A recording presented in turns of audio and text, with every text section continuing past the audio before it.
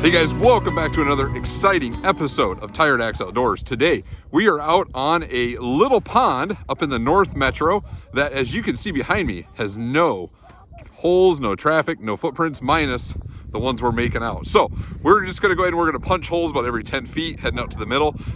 We weren't able to find a lake map for this lake, so we're gonna kind of, break it down on our own and see if we can find some fish. We've heard that, guys have caught fish out here. This used to be a stocked pond for the Minnesota DNR, so who knows? Could get skunked, could get into them. We'll find out. Stick with us.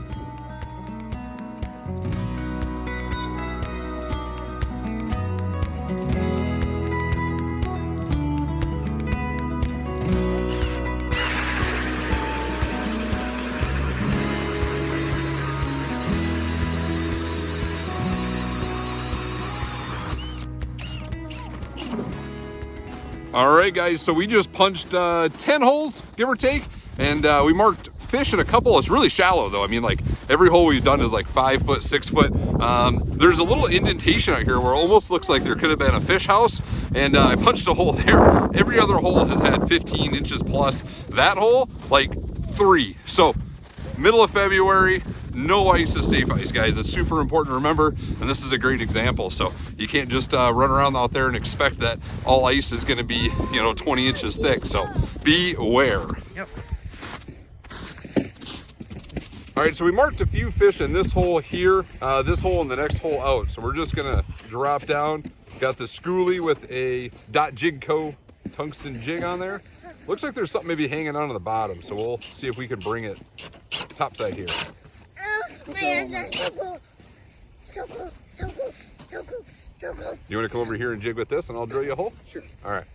So set that down and come on over here. This is so cool. So all right. So the Schooley, this is your drag. All right. Okay. So you loosen and tighten this. I would leave it relatively loose because obviously the fish, it's probably not going to be a giant fish if you catch one. Okay. So then you just reel, just with this reel here. So you can go right hand, left hand, however you want to do it. You see how the line comes on and then it goes back out. So you could bird nest pretty easy, you know what I mean? Yep. So, but you want to hold it just like this and jig it, or like however you want to do it. It's pretty, these are pretty universal, so. All right. So, but you can just kind of drag a little bit of line out if you want to drop down. Okay? All right. All right. There you go, dude. All right, I'm gonna go punch him another hole.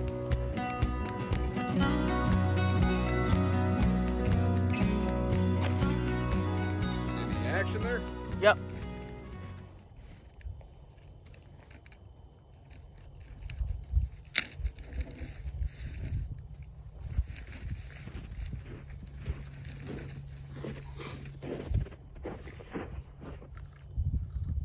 Are you getting any bites? I already got one, yeah. One bite, okay. Why are we go over there? Well, because I want to see if you catch a fish before we drill holes right next to each other and set up. Okay. Because if there's no active fish here, oh, there is at the bottom.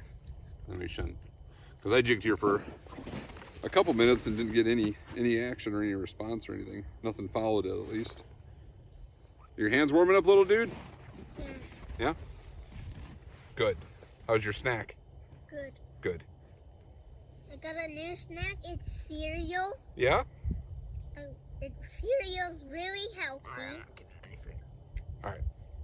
So let's go ahead and pop the Vexilar into one of these other holes and see what we can find elsewhere. Right? Yes. All right, so if you guys haven't tried one of these Schoolies, obviously if you've been around ice fishing for any length of time, you've seen these. This is what I grew up fishing with. Before this, we had just the wooden rod with the pegs and the line. So this is a step up from that. But a lot of tournament anglers and really serious professional fishermen are switching back to Schoolies for the simplicity. The one huge advantage to these is they're cheap, super cheap. I mean, like $6-8, and they have virtually zero line twist. So it's a really great presentation for finicky panfish, which is kind of what we're out here today doing. So if you don't have a Schooley in your arsenal, make sure you check them out and pick one up. Relatively simple, super cheap, and hopefully it'll get you some more fish on the ice.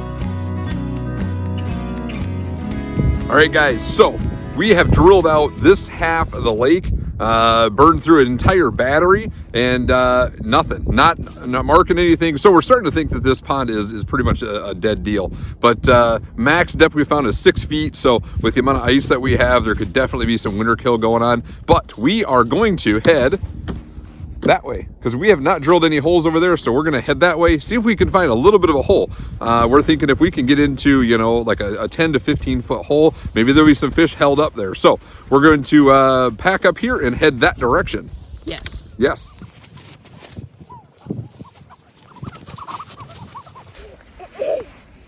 Is that good? Yeah. Is it better than a snowmobile? What? Is it better than a snowmobile?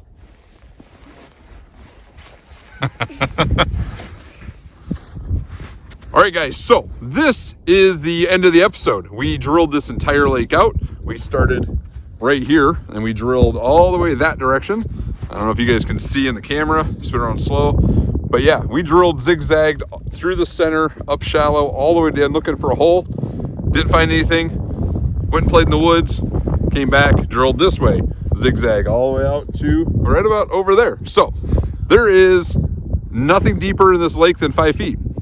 We didn't mark a fish. 6 feet. We didn't mark a fish, nothing. So what this episode became, instead of a fishing trip, this became a scouting trip. Now, when you're breaking down water that doesn't have a map and it's not on the website, there's no information about it, the best thing you can do is exactly what we did today. So you start in a spot and you zigzag, you work your way down, you look at points that are on the lake. So if you guys look right back here, let's see, right behind me, there's a nice little point right there. So you want to start there, work your way out, because maybe there's a drop off at the end of that point, and that'll give you an indication of where some fish might be. So, you know, we zigzagged, like I said, we just punched holes, punched holes, punched holes. He followed behind with the electronics, and yeah, didn't work out for us today, but now we know this lake is a dead duck. So we won't be back here at all. Another thing that you can try to see, like the holes and weed lines and stuff, is Google Earth. That's Yeah. how I use something for some other lakes to see weed lines. Definitely, yeah. So I mean, we use Navionics for most of our fishing stuff, but yeah, Google Earth. You know, I mean, if we could have dove into this with Google Earth, looked for weed spots like Colton said, and maybe that would have directed us towards a place to start. But they call it fishing, not catching. So we are going to, like I said, end this episode, and we'll hopefully next time get out. It's supposed to warm up here. We'll get out and get after some fish. So till next time, make sure before you leave, you hit that subscribe button down in the corner.